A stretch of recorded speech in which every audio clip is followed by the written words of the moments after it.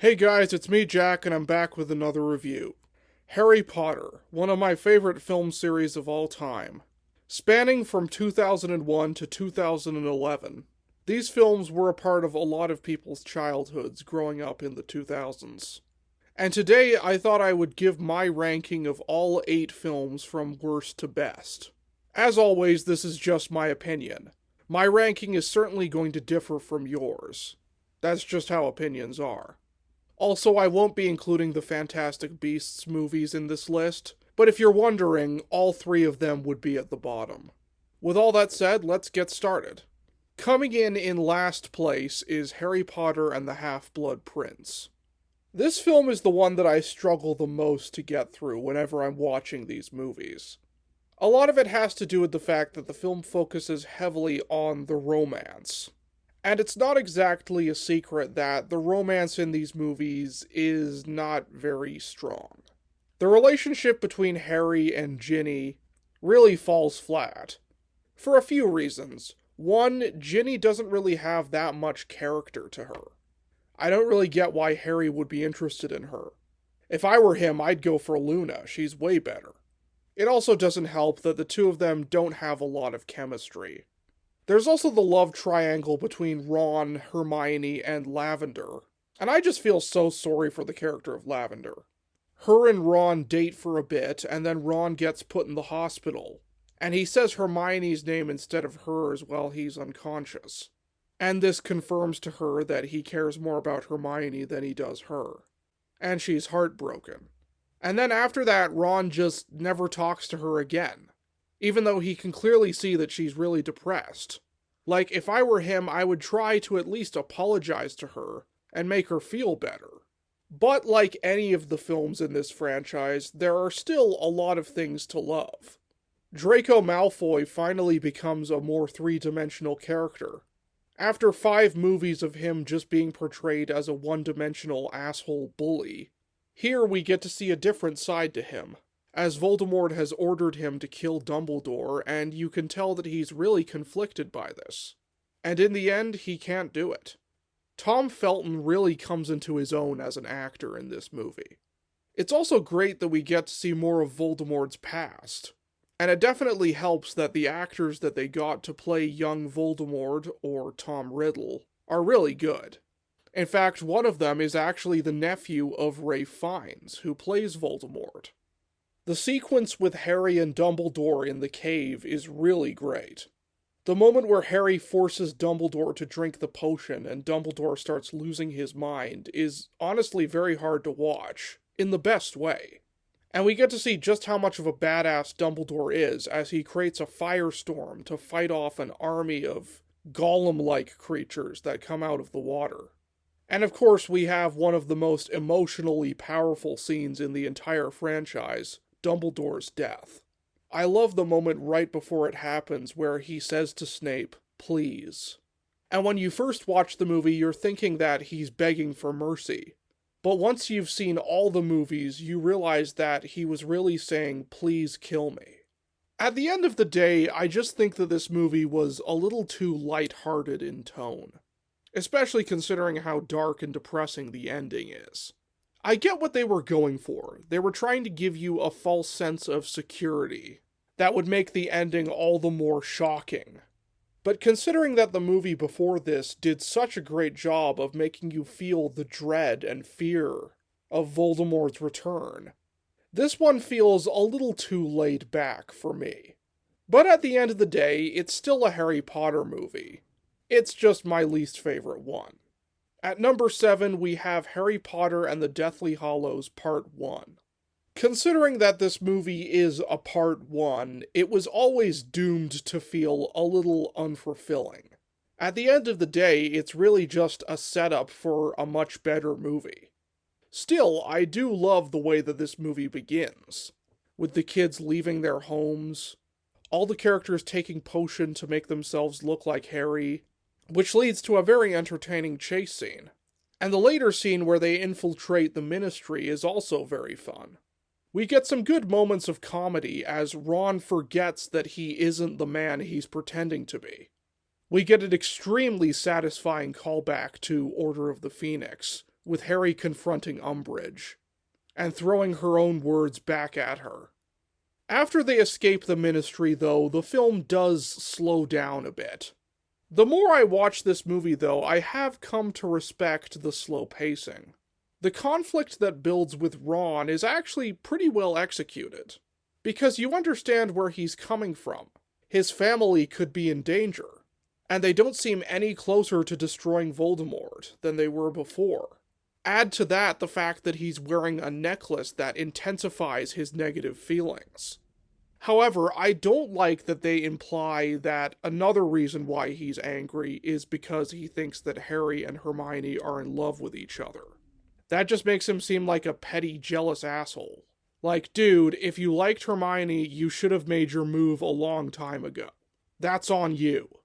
I do enjoy some of the slower, more intimate scenes, like Harry and Hermione dancing in the tent.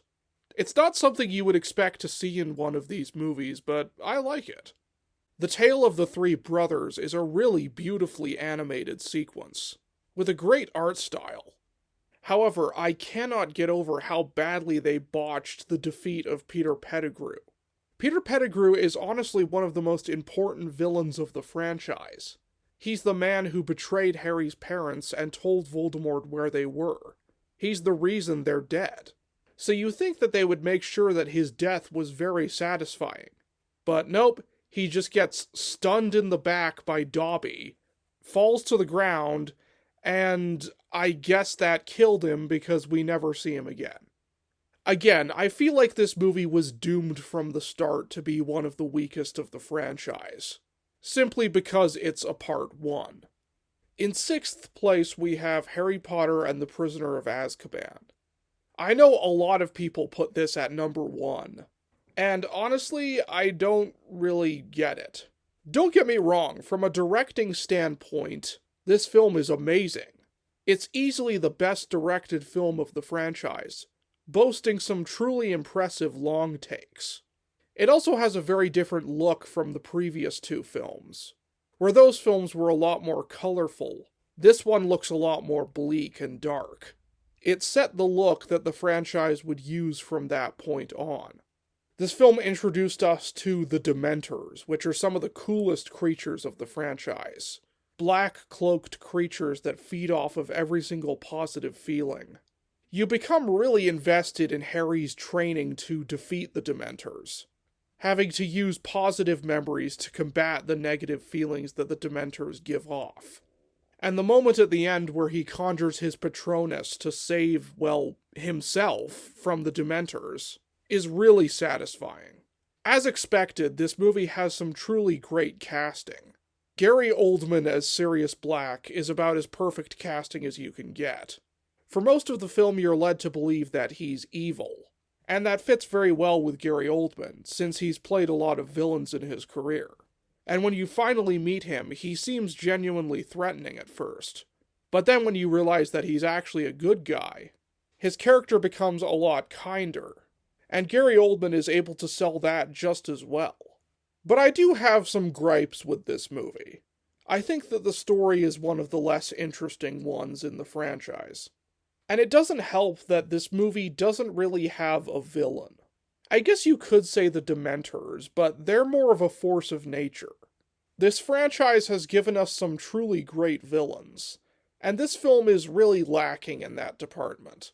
We do have Peter Pettigrew, but honestly, I think his character works best when he has another villain like Voldemort to bounce off of, when he's playing the role of the sniveling sidekick. But here it's just him by himself, and his character is basically just a coward, so he doesn't really have any presence. The inclusion of time travel in this movie I'm also not that big a fan of. It makes for some interesting ideas, but it's kind of a cheat. Like, I feel like they could have rescued Buckbeak and Sirius without it. But at the end of the day, this is still a very enjoyable movie. In 5th place, we have Harry Potter and the Philosopher's Stone, the one that started it all. And for the first film in the franchise, it's pretty impressive.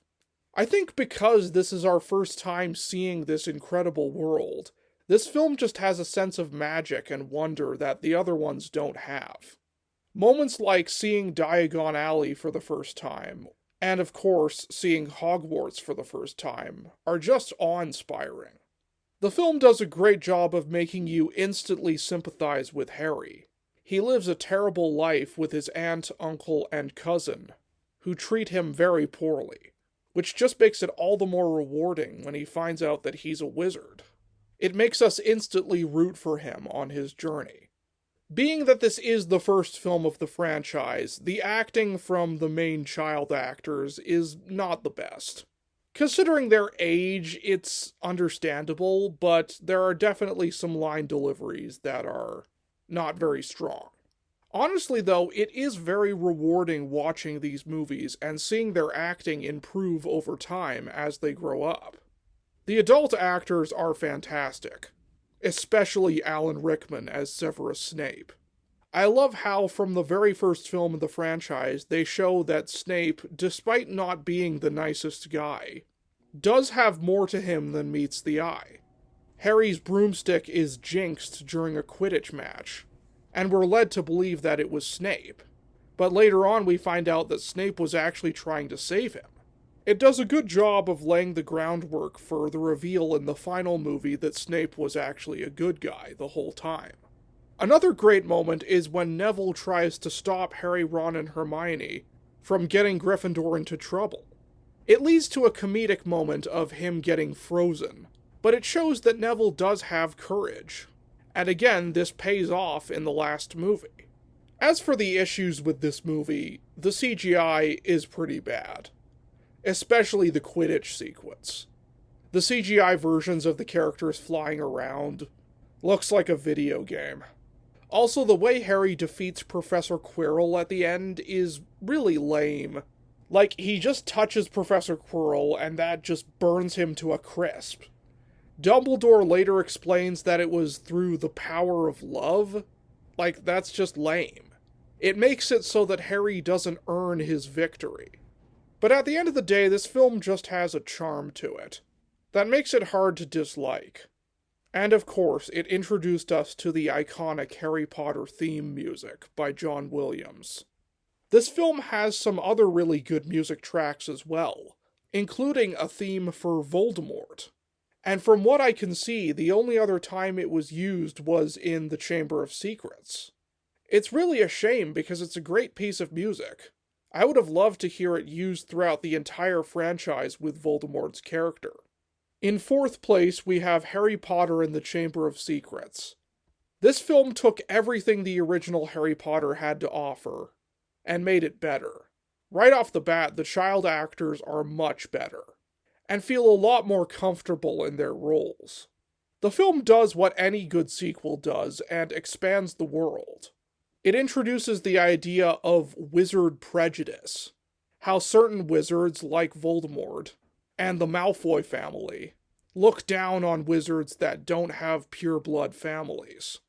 We learn more about who Voldemort was before he became Voldemort. I love the moment when you first meet Tom Riddle. He doesn't really seem like a very dangerous or evil person at first, and yet there is something a little bit off about him, and that is genuinely scary. The film also does a good job of showing more of the similarities between Harry and Voldemort, with both of them being able to speak to snakes. And even smaller things, like them having the same conversation with Dumbledore, years apart. The film introduces some really great new characters. Gilderoy Lockhart is the new Defense Against the Dark Arts teacher. His character is incredibly egotistical, and a complete buffoon, and Kenneth Branagh plays him perfectly. We also get the introduction of Lucius Malfoy, Draco's father, and he is just such a loathsome character. It's really interesting seeing the journey that his character goes on throughout the series. When we first meet him, he's a proud, pompous asshole.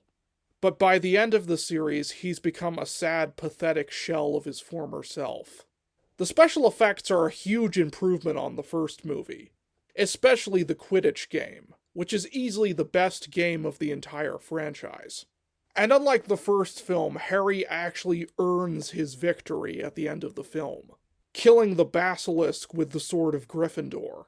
I will say that the character of Dobby the house elf can get a bit annoying, though I do get that part of that was intentional. And he does save Harry at the end of the movie, so that's nice. And the ending of the movie is a bit cheesy, but honestly, it has kind of grown on me. Especially the moment where Harry says to Hagrid that there's no Hogwarts without him. With Robbie Coltrane, the actor who played Hagrid, passing away a few years ago, that line does kind of hit me in the feels. In third place, we have Harry Potter and the Goblet of Fire. This is easily one of the most grand and epic films of the franchise. Harry is mysteriously put in the Triwizard Tournament, and must survive 3 extremely dangerous tasks. All 3 of the tasks are extremely fun. The first task involves Harry fighting a dragon, and I love the chaotic energy of this sequence. It starts off in an arena, only for Harry to fly away on his broomstick with the dragon chasing him. The second task in the Black Lake is very visually striking, and the third task with the maze has an interesting twist on it. Instead of facing monsters, the maze is really a psychological test, as Harry and the other competitors become a lot more determined to win the tournament, even if it's at the expense of someone else. I love the moment where Cedric is in trouble, and Harry has to choose between helping him or getting the cup. Ultimately, of course, he chooses helping Cedric. All of it builds up to a fantastic climax, where Harry is transported to a graveyard and witnesses the return of Lord Voldemort. This film gave us the introduction of Ralph Fiennes playing Voldemort, and he is perfect in the role. Not only is the costume and makeup fantastic, but Ralph Fiennes strikes the perfect balance of hammy and over-the-top, but still genuinely menacing. I also just love Harry's bravery in this scene. At first he tries running, and why wouldn't he? He doesn't know a whole lot of magic at this point, and he's facing the most powerful dark wizard of all time. But he finds his courage and stands his ground, leading to the first real wand duel of the franchise.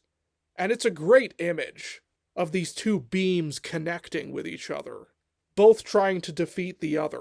One of the criticisms I've heard about this movie is that the acting is very over the top. In a way, I do agree. However, with some performances, I do think that works, particularly Mad-Eye Moody. This would be a very interesting and complicated performance for Brendan Gleeson to pull off, as it's revealed later on that this isn't actually Mad-Eye Moody, but rather Barty Crouch Jr. disguised as him. His over-the-top acting is very entertaining, and I think fits the character well. I wish I could say the same about Michael Gambon as Dumbledore. Now, I want to make it clear, I think that overall, Michael Gambon is a fantastic Dumbledore. Honestly, I slightly prefer him over Richard Harris, who I also think did a great job. But I do agree that in this film, Dumbledore just seems too grouchy. Of course, we have the infamous moment where he angrily asks Harry if he put his name in the Goblet of Fire. And ignoring the fact that the book described this moment as him asking calmly, it's just extremely out of character for him to get this angry. And it's not the only moment in this movie where he's like this. There are several moments where he just seems like a grouchy old man, which is just not Dumbledore. That being said, I'm not going to act like his performance is all bad in this movie. He has some genuinely great moments too. Particularly his final speech that he gives to the school after Cedric is murdered. I think this scene is very powerful. This was also the first Harry Potter movie that started to focus a bit more on romance. Harry's crush on Cho Chang is honestly very cute. And the relationship between Hagrid and Madame Maxime is also very sweet. But then you have the stuff with Ron and Hermione, and I really don't care for it. Hogwarts is going to have a ball, and Ron, as a last resort, asks Hermione to the ball. Not because he genuinely likes her, but because, hey, he's gotta go with somebody. But as it turns out, someone already asked Hermione. And then when Ron finds out that it was Victor Crumb, he becomes bitter and jealous. and it's really hard to see him as anything other than a complete ass. Hermione literally says it herself. If he genuinely wanted to go to the ball with Hermione, then he should have asked her before someone else did. Honestly, as an adult, I'm only now realizing how much of an asshole Ron really is. Still, at the end of the day, the positives of this movie more than make up for the negatives. In second place is Harry Potter and the Order of the Phoenix.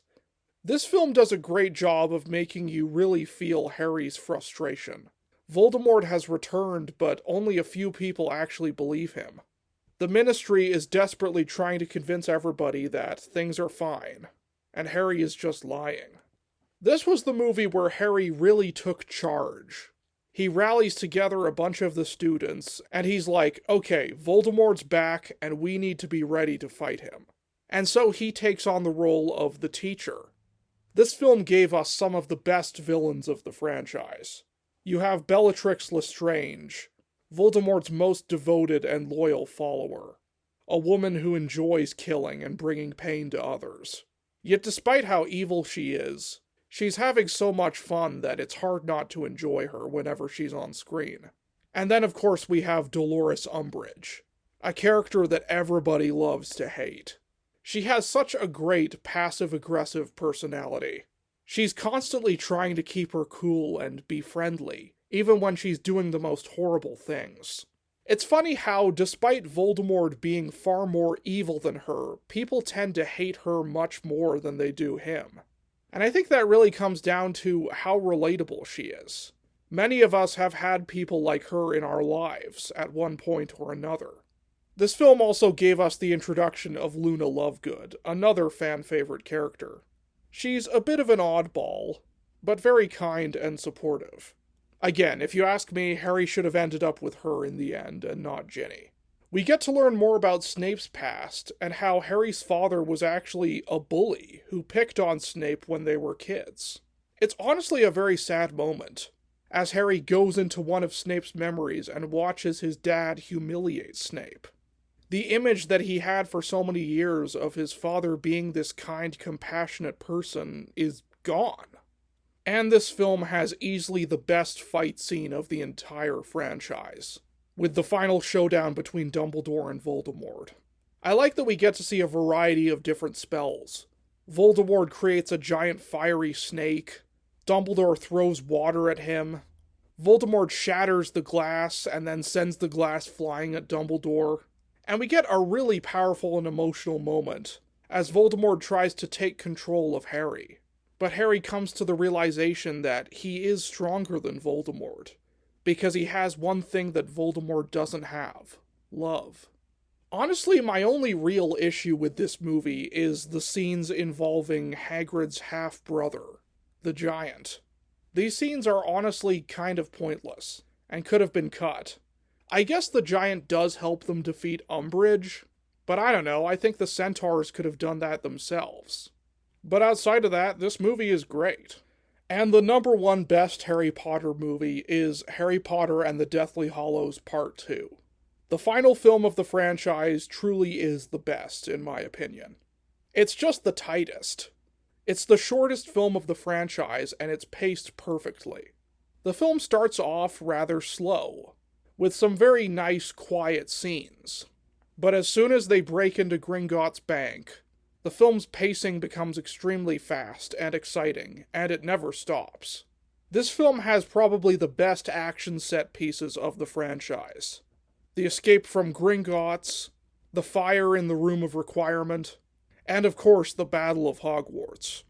And seeing how this is the last time we're going to be seeing any of these characters, the film does a great job of giving all of them some real standout moments. You get Professor McGonagall standing up to Snape, and then summoning an army of stone knights, Mrs. Weasley killing Bellatrix, Luna helping Harry find a Horcrux, and Neville Longbottom really coming into his own as a true hero. At the end of the movie, you're thinking that maybe he's going to join Voldemort, but then he proceeds to give a great inspiring speech, and then kills Nagini, Voldemort's snake, and the final Horcrux, saving the day and defeating the Dark Lord. We also finally get to learn the truth about Snape, how he was in fact childhood friends with Harry's mother, Lily, and genuinely loved her. And it's just amazing how this simple sequence of flashbacks can alter our perception of a character who we previously hated for killing Dumbledore. Harry also comes to the realization that a piece of Voldemort's soul lives in him, and in order to truly defeat Voldemort, he must die. And Daniel Radcliffe really does an amazing job in these scenes. You understand the fear that he feels, having to give his life. And sure, Harry does come back to life, but he didn't know that was going to happen. For all he knew, this was it for him. And it really shows his bravery. This movie is just so satisfying. My only real issue with it is that I feel like some characters could have gotten a little bit more screen time. But at the end of the day, when your biggest issue with a movie is that you wish there was more of it, that's a sign that you have a really great movie. And the ending of this movie is really sweet, with Harry, Ron, and Hermione now having kids of their own and sending them off to Hogwarts. It's a great ending to a great franchise. So that's my ranking of the Harry Potter movies. Be sure to tell me your ranking in the comments down below, and I'll see you next time.